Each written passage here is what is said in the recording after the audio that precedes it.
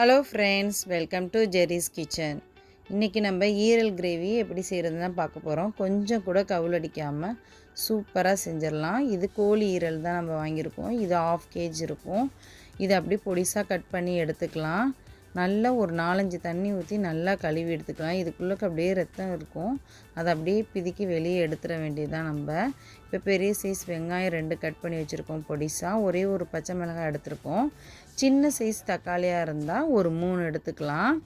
பெரிய சைஸாக இருந்தால் 2 எடுத்துக்கோங்க. 1/2 கிலோ அளவுக்கு நம்ம ஈரல் எடுத்துருக்கோம். நல்லா ஒரு 4-5 கழுவி எடுத்துக்கலாம். இப்போ ஒரு கடாய் எடுத்துருக்கோம். கடாயில் எண்ணெய் ஊற்றிக்கலாம்.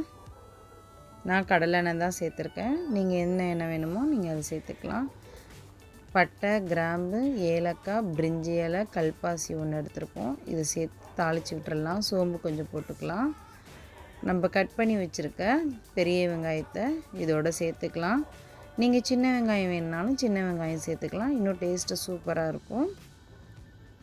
இப்போ வெங்காயத்தை கண்ணாடி பதம் வர வரைக்கும் வதக்கி விட்டுக்கலாம். கட் பண்ணி வச்சுருக்க தக்காளியை இதோடு சேர்த்துக்கலாம். சேர்த்து கொஞ்சம் வதக்கி விட்டுக்கலாம்.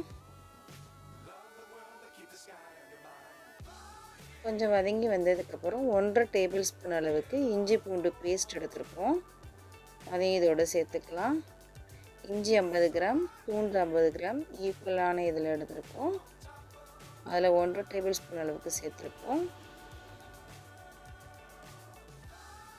வதக்கி விட்டதுக்கப்புறம் நம்ம கழுவி எடுத்து வச்சுருக்கோம் இல்லையா, பொடிசில் கட் பண்ணி ஈரலை அதோடு சேர்த்துக்கலாம். சேர்த்துக்கிட்டு பச்சை மிளகாய் எடுத்து வச்சுருக்கோம் ஒன்று. உங்களுக்கு காரம் நல்லா சாப்பிடுவீங்கன்னா 2 பச்சை மிளகாய் கூட சேர்த்துக்கலாம். சேர்த்து இதோடு நல்லா வதக்கி விட்டுடலாம். போட்டு நம்ம வதக்கும் போதே கலர் மாறுது பாருங்கள். அப்படியே கோழி ஈரல்னால இது சீக்கிரமாகவே வெந்துடும்.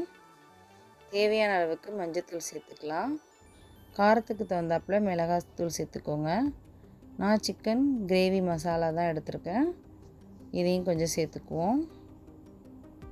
சேர்த்து நல்லா கிளறி விட்டுறலாம். மசாலா இதெல்லாம் எண்ணெயில் வதங்குற அளவுக்கு நல்லா எண்ணெயில் வதங்குறதுக்கு வதக்கி விட்டுருவோம்.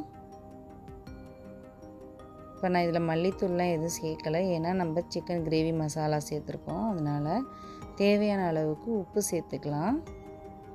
உப்பு சேர்த்து கொஞ்சமாக தண்ணி விட்டு வேக வச்சுக்குவோம். ஒரு மூடி போட்டு மூடி வச்சிடலாம். இப்போ நல்லா நமக்கு வெந்து வந்துருச்சு. இந்த தண்ணியில் நல்லா வத்துற முடிக்கும் வேகட்டும். நமக்கு நல்லா வெந்து வந்தோடனே கலர் நமக்கு நல்லா சேஞ்ச் ஆயிரும் பாருங்கள். எடுத்து பார்ப்போம். நல்லா வெந்துருச்சு. இப்போ தண்ணி வற்றினோடனே கருவேப்பிலை, கொத்தமல்லி பொடிசாக கட் பண்ணி போட்டு தூவி இறக்கிடலாம். கொஞ்சமாக மிளகுத்தூள் வேணால் நீங்கள் சேர்த்துக்கலாம் கடைசியில் இறக்க போகும்போது. இப்போ இது ஒரு சூப்பரான கோழி ஈரல் கிரேவி கொஞ்சம் கூட கவுளடிக்காமல் நம்ம செஞ்சாச்சு. நீங்களும் உங்கள் வீட்டில் ட்ரை பண்ணி பாருங்கள். இந்த ரெசிபி உங்களுக்கு பிடிச்சிருந்துச்சுன்னா லைக் பண்ணுங்கள், ஷேர் பண்ணுங்கள், சப்ஸ்கிரைப் பண்ணுங்கள்.